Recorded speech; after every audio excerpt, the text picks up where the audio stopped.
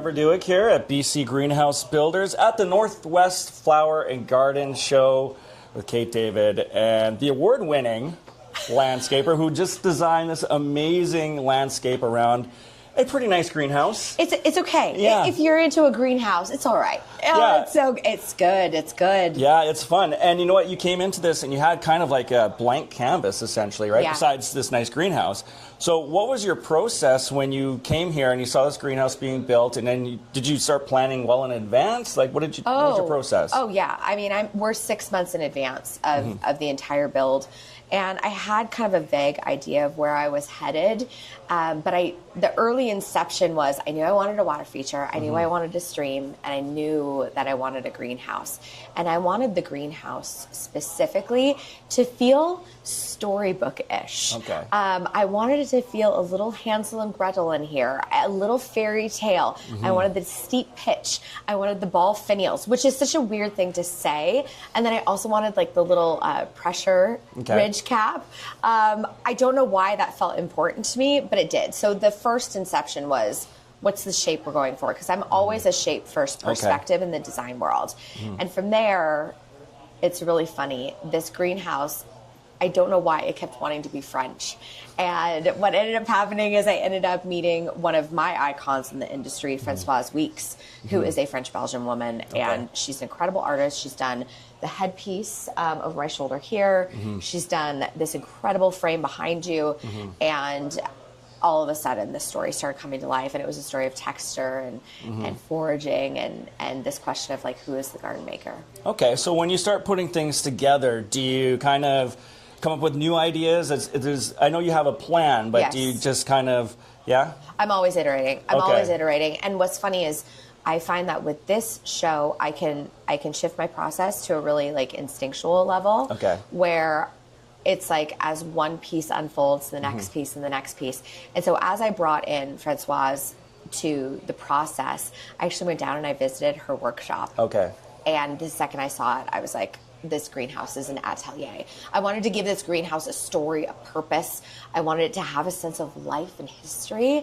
And so I did a couple of different things in here to really pull this atelier to life. But the first thing was the giant table behind us. And I mean, it's like so gorgeous. You need a work table. This is an atelier. And then I knew I wanted my grandmother's chairs in here. I love to bring a piece of my own personal story to a space. Nice. And then as I started watching her work and watching her process, I thought there's nothing more iconic than a sewing machine in an atelier because we have the atelier. It has a huge history. I mean, everyone from the most common of makers to Coco Chanel, Givenchy. So it's like this giant fashion house history too. And so I thought I need a vintage sewing machine, which this one I did buy this secondhand. But it's just like my grandmother's. And I just thought that richness lent itself to giving this greenhouse age and character. You have a waterfall. I do. Tell us who designed that and who put that together. So I designed it in collaboration with my contractor, Elias from GMC Landscapes. And Elias and I, how we work together is we always approach a project and it is very well designed through, but we like to leave ourselves open to the adventure of what is to come. And so we had sat down and we had all these discussions about the water feature, what we wanted, what our vision and our dream was. So for us, we wanted this stream to be quiet and reflective. And what's kind of cool is we could talk about the mechanics of that. So if you want something that's quiet and reflective and flowy and lovely, you actually need to reduce height. So you'll notice our water feature is lower.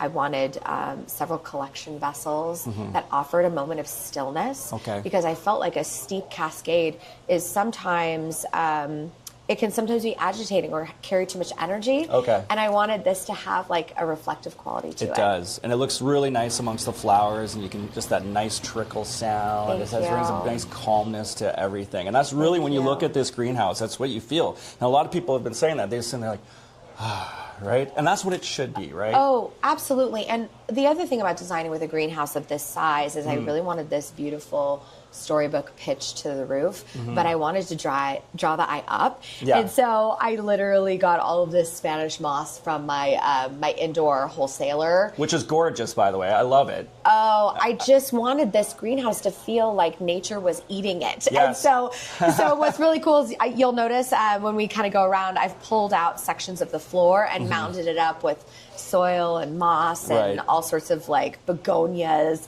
and then adding this beautiful dripping Spanish moss. It actually really emphasized the cross beams of the greenhouse. Yeah. And I think that's one of the most beautiful aspects of it is seeing the framework. Yeah, I need to get some Spanish moss and put it up through my house. Stat. Yeah. What's the challenges in doing a show, like doing this for a show? Like it's different than going to someone's residential or wherever, but coming to a show, what are some of the challenges you run into? You run into a lot of challenges. Okay. First of all, you can't dig into concrete, so everything, and I do mean everything, has to be built from the ground up. Yeah. And so how do you create a sense of topography that you would naturally experience in our Northwest maritime climate? How do you create a sense of history in a new concrete jungle?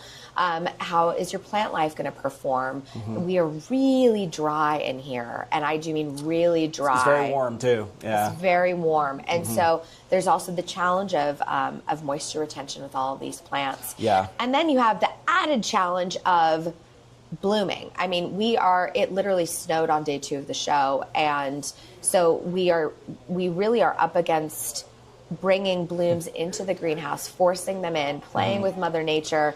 And then at some point you just have to cross your fingers and hope that they come into bloom here. Yeah. And they have. And they have. Yeah. I would say our bulb forcing program is really dialed. This is my 4th show garden, and so I really know what I'm looking for in terms of daffodils and tulips and things that I bring into the space.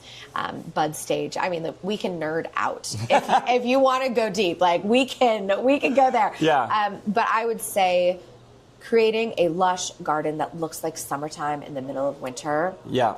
That is one of the hardest things we will do. And it's one of those things where we design for other people all year long. And this is that time of year where I get to design something from my heart, something from my own personal creative well. And it's scary because it feels like you're standing on stage naked. like just very. I don't know if that would be a good display in the greenhouse, but we could try it. We could try it. We could performance art. But like from like an emotional perspective, you do feel very exposed. Yeah. Because you do this from a very personal perspective and you don't know if people are going to enjoy it. You always like cross your fingers and you hope that they will and they'll get it and they'll take something from it. But it's just, it's a wonderful thing. Cool. Kate, high five. Yes. Just tell people where they can find you, and because you've got a great YouTube channel. Thank all you. of that. Yeah. Thank you. Yeah, I am a plantswoman and a designer living here in Seattle. But you can find me on Instagram.